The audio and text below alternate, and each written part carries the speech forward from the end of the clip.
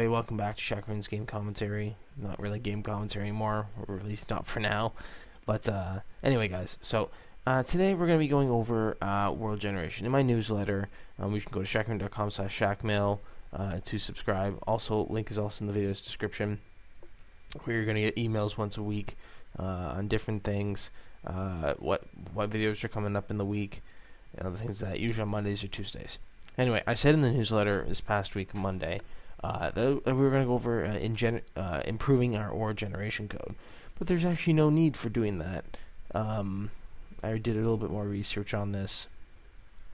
So I'm going to go through and I'm going to tell you all of these, what all these lines mean and what you can modify and how you can modify it to suit your needs. So let's see. So we're going to start with this first one here. So this first one, this one here. So the only number we got we could change is the 25. So we're going to go 25 is equal to, excuse me. So the 25 is basically equal to, in essence, it's the rarity. Why didn't that rarity? It's basically the rarity. It's in essence that's what that is. So you can move that up and down how many times you want it to generate per chunk.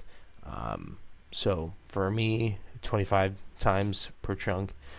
So I'm gonna make a note of that. So generate 25 times per chunk.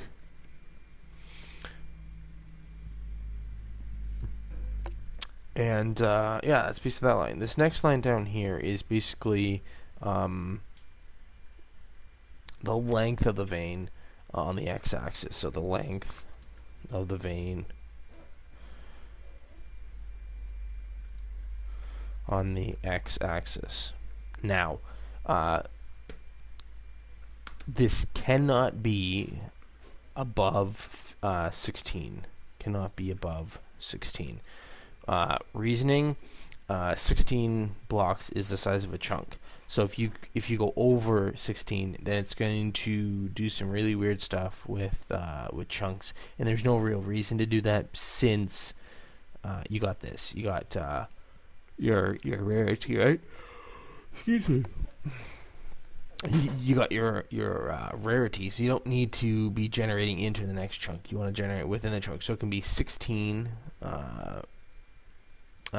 So it can be anywhere between 1 and 16 for that one.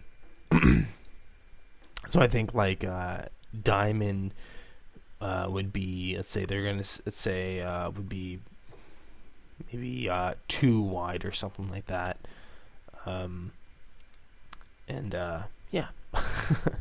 So you can kind of get what the next ones are based on that one there. So I'm just going to copy this over and over again. So this next one, instead of it being on the y on the x-axis, it's on the y-axis. This can go above 16, but it cannot go above 256 at the moment. If you do, it's just not going to make any difference. So it's basically how high in the world it's going to generate, which is between 0 and 256.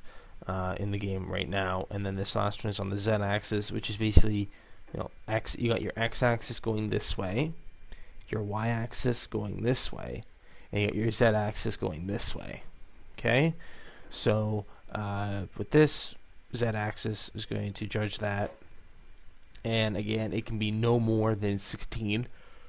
Because that's to say, excuse me, within a chunk. So a chunk is basically 16 by 16.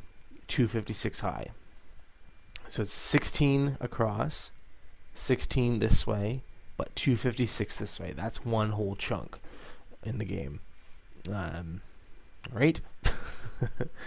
And then on this last line here, so I'm going to put this one down on the next line. So 3, which is this number right here, is the number of ores per vein. Now, originally, I was telling you this is how you set your rarity, but I was completely wrong. I'm sorry about that, but we're clearing it up now.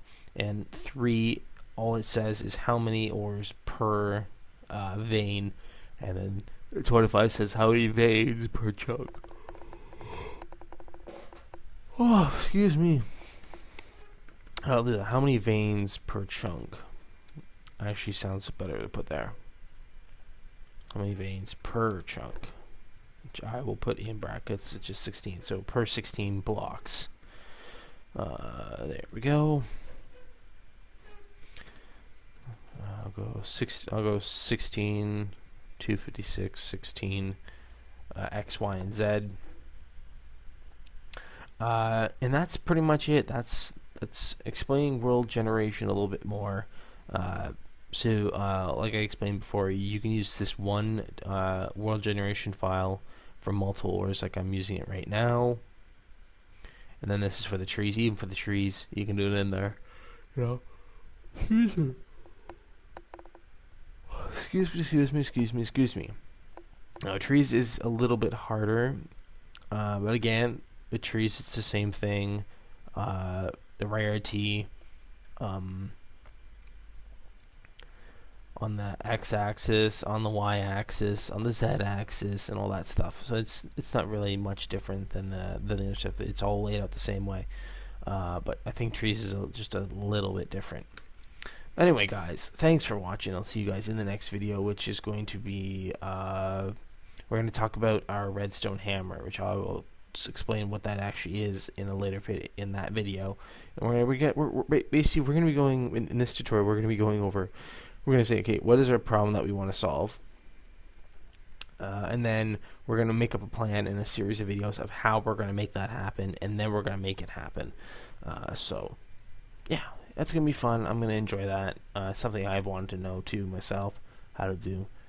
So, yeah, it's going to be fun. Anyway, guys, thanks for watching.